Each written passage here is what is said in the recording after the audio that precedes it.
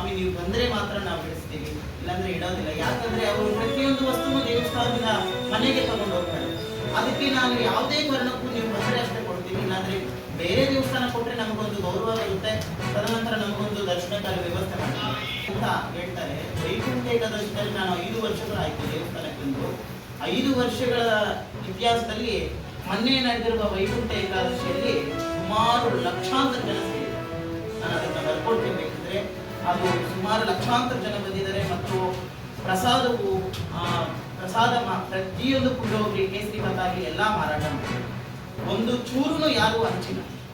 ಮತ್ತು ಇದನ್ನೆಲ್ಲ ಒಂದು ಸ್ವಲ್ಪ ದಿನಗಳ ಕಾಲ ಕಾರ್ಯಕ್ರಮ ಆಗೋ ತನಕ ಗೋಡೌನ್ನಲ್ಲಿರ್ತಾರೆ.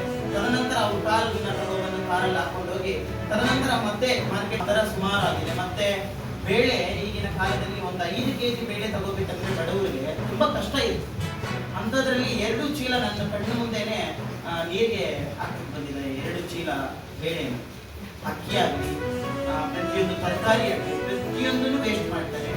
ಈಗ ಎಕ್ಸ್ಟ್ರಾ ಇನ್ನೂ ಸ್ವಲ್ಪ ನಿಮಗೆ ಜನರಿಗೆ ಪೊಲೀಸರಲ್ಲಿ ಹೆಚ್ಚು ವಿಶ್ವಾಸವನ್ನ ಬೆಳೆಸುವ ನಿಟ್ಟಿನಲ್ಲಿ ನೀವು ನಮ್ಮ ಜೊತೆಯಲ್ಲಿ ಸೇರಿ ಕೆಲಸ ಮಾಡುವ ನಿಟ್ಟಿನಲ್ಲಿ ನಿಮ್ಗೆ ಈಗಾಗಲೇ ಗೊತ್ತು, ಪ್ರತಿಯೊಂದು ಊರ್ಗಳಲ್ಲಿ ಪ್ರತಿಯೊಂದು ಕಡೆ ಪೊಲೀಸ್ ಇರಕ್ ಆಗ್ತದ?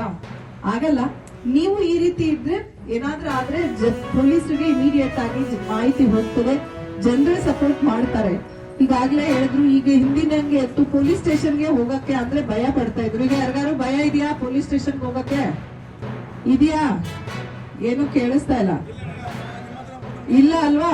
ಡೈರೆಕ್ಟ್ ಆಗಿ SP ಗೆ ಫೋನ್ ಮಾಡ್ತಾರೆ, SP ಹತ್ರನೇ ಬರ್ತೀವಿ.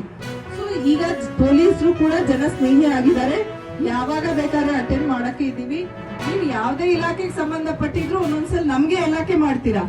V are available 24x7. ಯಾವ್ದಾದ್ರೆ ಆಫೀಸು ಕಚೇರಿ ಬಾಕ್ಲ್ ಹಾಕಲ್ಲ ಅಂದ್ರೆ ಅದ್ಯಾವ್ದು? Police station.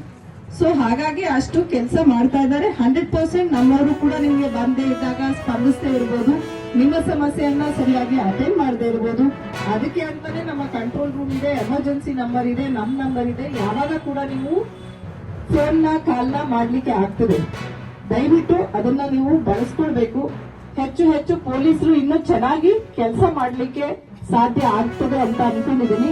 ಇವತ್ತಿನಿಂದ ಇದನ್ನ ಜಿಲ್ಲೆಯಲ್ಲಿ ಪ್ರಥಮ ಬಾರಿಗೆ ಇಲ್ಲಿಂದ ನಾವು ಶುರು ಮಾಡ್ತಾ ಇದ್ದೇವೆ. ಈಗಾಗಲೇ ನಾನು ಇದ್ರ ಬಗ್ಗೆ ಹೇಳಿದೆ. ಮನೆಗಳು ಭೇಟಿ ನೀಡಿದ ಸಂದರ್ಭದಲ್ಲಿ ಅಲ್ಲೆಲ್ಲ ಸುತ್ತ ಪರಿಸರದಲ್ಲಿ ಸರಿಯಾದ ಸುರಕ್ಷಿತ ವಾತಾವರಣ ಇದೆಯಾ ಅಂತ ನೋಡ್ತಾರೆ. ಮತ್ತೆ ಈ ಬೀಟ್ ವ್ಯವಸ್ಥೆಯನ್ನ ಯಾಕೆ ಮಾಡ್ತಾ ಇದೀವಿ ಅಂತ ಹೇಳ್ತಾರೆ. ಇಲ್ಲಿ ನಮ್ದೆಲ್ಲ ನಂಬರ್ಸ್ ಅನ್ನ ಕೊಟ್ಟು ಬರ್ತಾರೆ. ಒಂಟಿ ಮಹಿಳೆಯರಿರ್ಬೋದು, ಸೀನಿಯರ್ ವಯಸ್ಸಾದಂತಹ ತಂದೆ ತಾಯಿಯಂದಿರು, ಈ ಸಿಂಗಲ್ ಪೇರೆಂಟ್ ಇರ್ತಾರೆ, ಮಕ್ಕಳು ಬೇರೆ ಕಡೆ ಇರ್ತಾರೆ, ಅವರು ಇರ್ಬೋದು, ಅವ್ರಿಗೆ ಏನಾದ್ರೂ ಸಮಸ್ಯೆಗಳು ಇರಬಹುದು. ಮತ್ತೆ ಬೇರೆ ಅವ್ರಿಗೆ ಯಾವುದೇ ರೀತಿಯಾದಂತಹ ಸಮಸ್ಯೆಗಳಿದ್ರೆ, ಮಹಿಳೆಯರಿಗಿದ್ರೆ ಹೆಚ್ಚಾಗಿ ಅಲ್ಲಿ ನಮ್ಮ ಮಹಿಳಾ ಸಿಬ್ಬಂದಿಗಳೇ ಕೂಡ ಬರ್ತಾರೆ. ಮತ್ತೆ ನಮಗೆ ಸಂಬಂಧಪಟ್ಟದಂತದ್ದು ಅಥವಾ ಅವರೇ ಪ್ರಾಬ್ಲಮ್ ಸಾಲ್ವ್ ಮಾಡಕ್ಕಾಗಿದ್ರೆ ನಾವು ಮೇಲೆಲ್ಲ ಹೇಳಿ ಅದನ್ನು ಕೂಡ ನಿಮ್ಗೆ ಸಹಾಯ ಮಾಡಿ ಪ್ರಾಬ್ಲಮ್ಸ್ ಅನ್ನ ಸಾಲ್ವ್ ಮಾಡ್ತೀವಿ.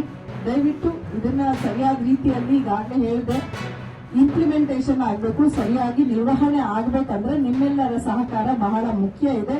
ನಾ ಇಷ್ಟು ಹೇಳಿದ್ರಲ್ಲಿ ಯಾವ್ದಾದ್ರೂ ಸರಿಯಾಗಿ ಆಗ್ತಾ ಇಲ್ಲ, ನಿರ್ವಹಣೆ ಆಗ್ತಾ ಇಲ್ಲ ಅಂದ್ರೆ ನಮಗೆ ನೀವು ನೇರವಾಗಿ ಫೋನ್ ಮಾಡಬಹುದು. 9480803201. ನಿಮ್ಮೆಲ್ಲರಿಗೂ ಕೂಡ ಬಹಳ ಬುದ್ಧಿವಂತಿದ್ದೀರಾ, ಗೊತ್ತಿದೆ ನಮಗೆ.